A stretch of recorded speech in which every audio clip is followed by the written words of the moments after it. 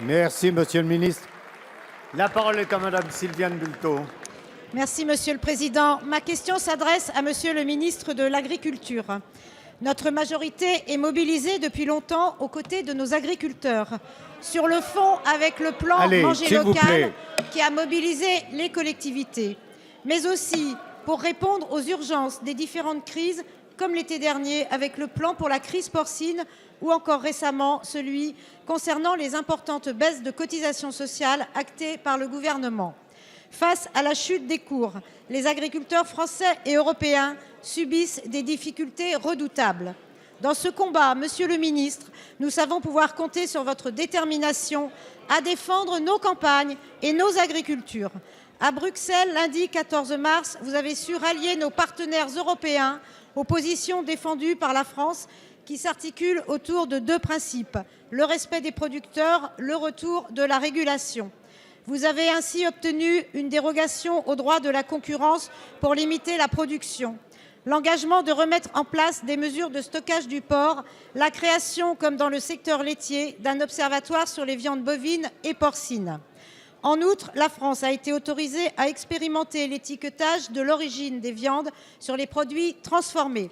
Chers collègues, nous le savons, en plus des mesures de soutien qui permettent de venir en aide aux agriculteurs plongés dans les difficultés, il nous faut aller encore plus loin dans la régulation des marchés agricoles. Non, l'agriculture n'est pas un marché comme un autre. Non, il ne peut être soumis au grand vent du libéralisme comme l'avaient souhaité messieurs Sarkozy, Fillon et Le Maire. Monsieur le ministre, votre combat se poursuit.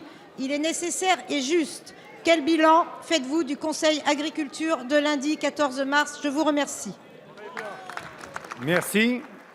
La parole est à Monsieur Stéphane Le Foll, ministre de l'Agriculture, de l'Agroalimentaire et de la Forêt. Monsieur le Président, Madame la députée, vous avez évoqué plusieurs choses. Vous avez évoqué d'abord la question du plan de soutien à l'élevage.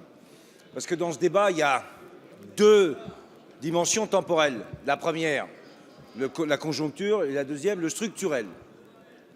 Et je parle devant un certain nombre de députés qui connaissent bien ces sujets, en particulier en Alsace.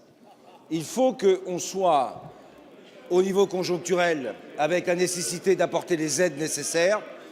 C'est les 143 millions d'aides de baisse sur la MSA, c'est les 103 millions avec 28 000 dossiers sur le FAC et c'est les 100 millions sur la fiscalité qui vient en aide directe aux agriculteurs qui souffrent de difficultés conjoncturelles. Et en même temps, le débat européen portait, lui, sur les enjeux structurels. Je l'ai rappelé hier, on est dans une phase où, au niveau européen, la poudre de lait à l'intervention, pour ne prendre que cet exemple-là, a dépassé en stockage, dans les 2 premiers mois de l'année 2016, la totalité de ce qui a été stocké sur l'année 2015. 40 000 tonnes en 2015, 52 000 tonnes en 2016. Le message a été très simple, celui de la France. C'est-à-dire qu'à ce rythme-là, on produit pour l'intervention. Et économiquement, pour tous ceux qui peuvent défendre le libéralisme et le marché, ça n'existe pas. Et ça ne peut déboucher que sur une chose, des montagnes de beurre et des montagnes de poudre de lait. C'est pourquoi nous avons obtenu au niveau européen l'idée qu'en même temps qu'on déplafonnait les niveaux d'intervention, on puisse engager sur des articles que nous avons négociés avec la Commission et une majorité de pays, une régulation à l'échelle européenne. J'ai vu quelques interventions. Il ne s'agit pas de le faire en France. Il s'agit effectivement de s'engager à l'échelle européenne. Et hier, j'ai envoyé un courrier au président de la Commission de l'Agriculture du Parlement européen. Monsieur le ministre.